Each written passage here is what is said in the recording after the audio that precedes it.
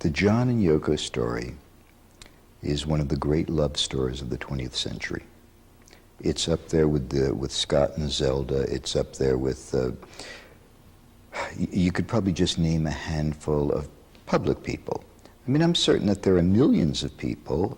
My parents were married for 45 years, but we're not talking about them tonight.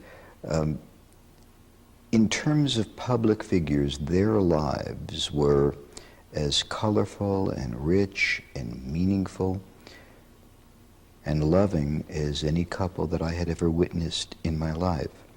John would sometimes refer to Yoko as the teacher and perceive of himself as the student, a Don Juan Carlos Castaneda type relationship. And there is no doubt in my mind that that's what was going on. And Yoko brought John uptown. John came from a basic working class Liverpudlian atmosphere. I'm not saying that in a derogatory term. It wasn't that John was poor. He was always looked after very, very well by his mother and Auntie Mimi. But he basically was a street kid and was in touch with the street vibe.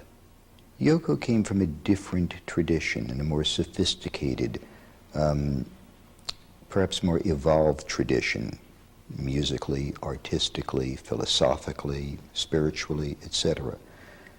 When you bump into one of those kinds of women, they take you uptown, they elevate you, they elevate your tastes, they teach you how to savor certain kinds of experiences that men in particular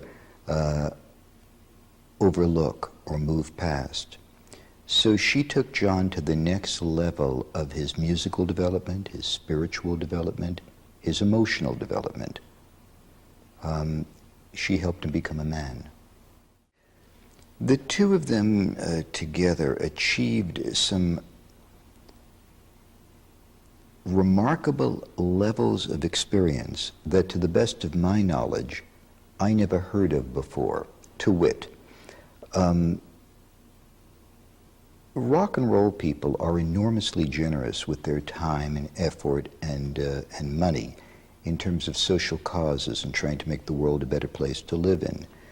That's the generation that I've grown up in.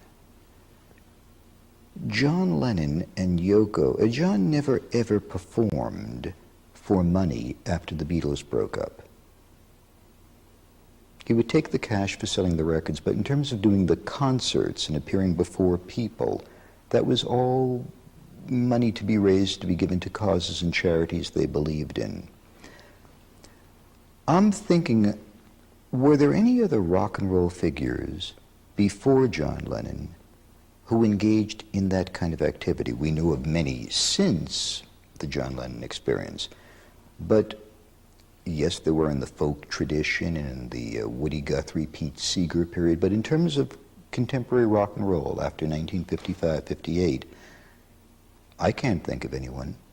That was a major turning point and a significant accomplishment, and it set a mold that may have now raised billions of dollars and elevated the lives of millions of people.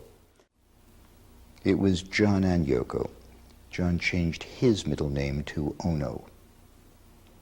There were couples who were close, very close, but in terms of a public, demonstrable display of that kind of affection, at whatever the cost might be, because if you remember in the Ballad of John and Yoko, if you remember in the song, if you remember when it began, he suggested the way things are going, they're going to crucify me. He recognized that he was out there on the frontier of the dynamic of the male-female relationship.